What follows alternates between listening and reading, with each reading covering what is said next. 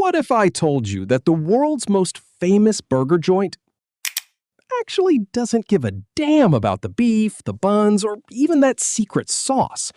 You know, that sauce that is basically just Thousand Island dressing with a high-budget PR team? Welcome to the greatest bait and switch in corporate history, where a giant yellow M acts as a front for a $40 billion real estate empire. They just happen to sell Happy Meals on the side to pay the property taxes. You think you're walking into a restaurant, but you're actually walking onto a piece of prime real estate owned by a sneaky landlord.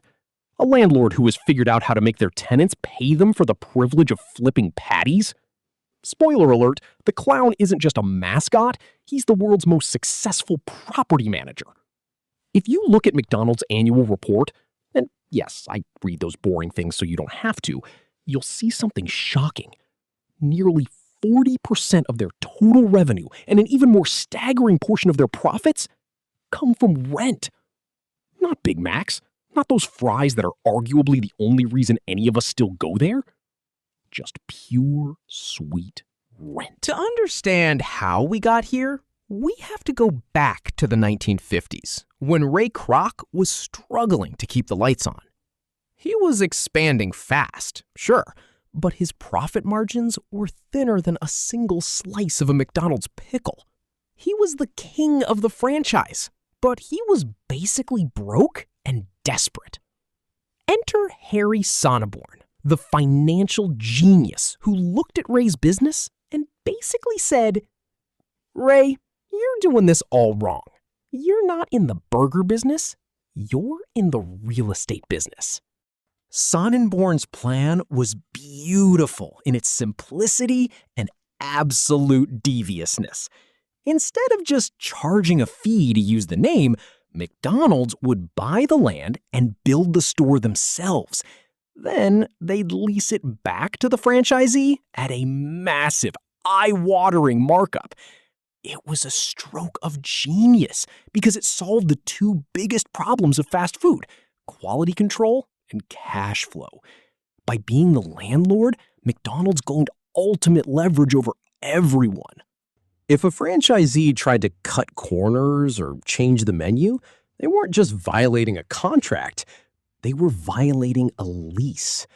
And as any tenant knows, the landlord always wins the fight. This franchise-landlord hybrid means McDonald's doesn't have to worry about the volatile price of beef, or whether a teenager in Ohio forgets to put onions on your burger. They get paid whether the burgers sell or not, because that rent check is due on the first of the month, rain or shine. While other fast food chains are out there sweating over limited time offers and new chicken sandwiches to survive, McDonald's is sitting on some of the most valuable street corners on the entire planet. They own the dirt. They own the buildings. As the value of that land goes up over decades, their balance sheet gets fatter, regardless of how many people are loving it.